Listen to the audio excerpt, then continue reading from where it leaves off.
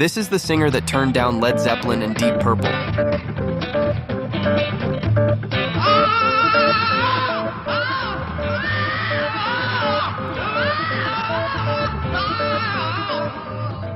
Meet Terry Reid, also known as Spuperlungs. In 1968, Jimmy Page and John Paul Jones were starting a new band and wanted Reid to be the singer. Unfortunately, prior touring commitments meant that Spuperlungs wouldn't be available for a while, and Page couldn't wait for him.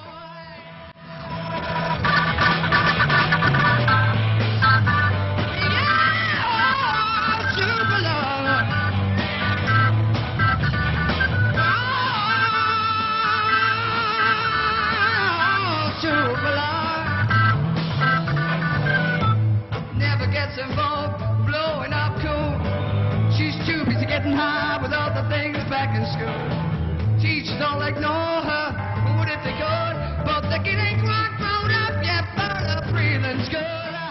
In an interesting twist, though, Reid recommended another young singer to Page called Robert Plant, but to also make sure he brings the drummer as well.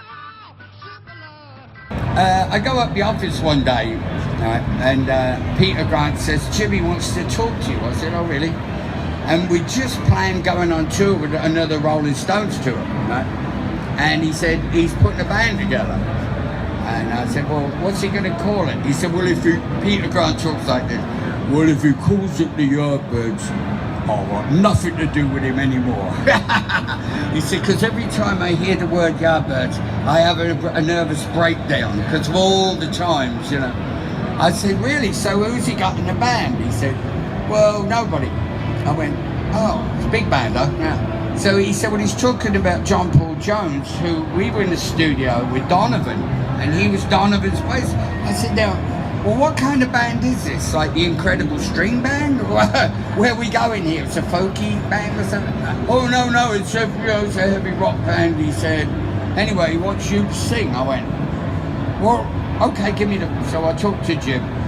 And he said, so get over here and we'll put the band together. I said, well, that's all you've got? He goes, oh, no, wait, we'll put it together. I went, okay. Well, I said, well, I'm just going to go out with the Stones on about 40 gigs in America, right, in 60, you know, on that big tour. I'll do the gigs, I'll come back, and we'll give it a shot. Oh, no, you got to do it now. I went, oh, no, now, this week, or forget it. I went, oh, well, no.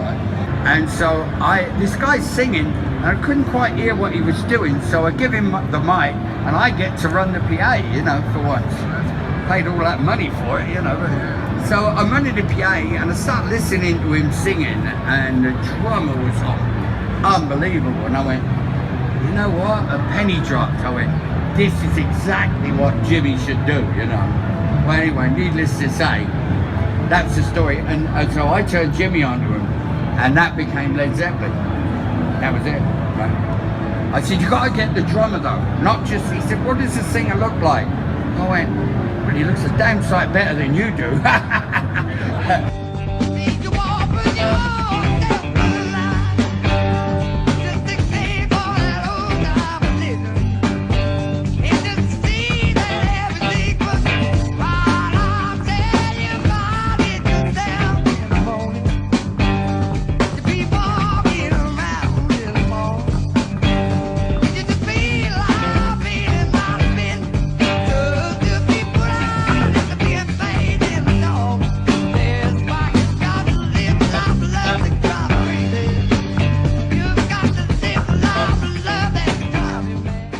Jimmy Page wasn't the only musician who wanted to harness Reid's burly rasp and deep well of feeling.